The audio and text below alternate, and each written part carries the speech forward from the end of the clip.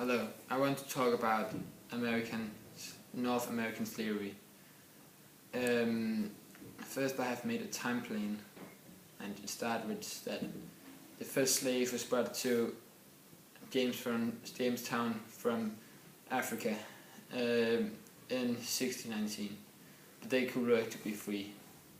And then in 1640, Maryland became the first state to do that. That's buy slaves. And then they never be free. They couldn't work to be free. And then in 1777, Vermont becomes the first state that abolished slavery. And then the American Civil War. The North wants to abolish slavery, but the South wanted to keep it. And that was in the 1860s to 1865.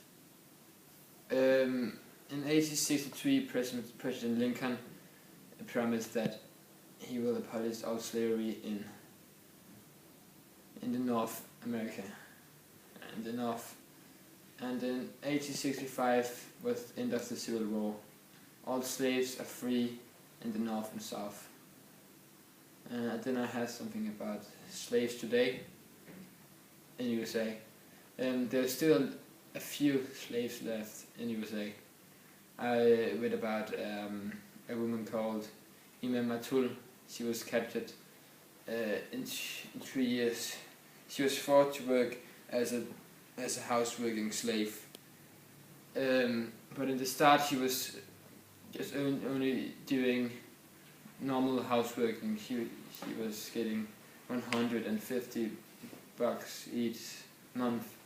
It isn't a lot of money, but it just got worse for every month and every day. So after 2 years, she had started the slavery work begin, because she was working every day in every week, and she didn't get any money. So it was kind of weird. And she was from the Philippines, so it was that she didn't have a passport. So one time in the last days, she got hit from a stone or something, and she was at the hospital, and she didn't have any passport.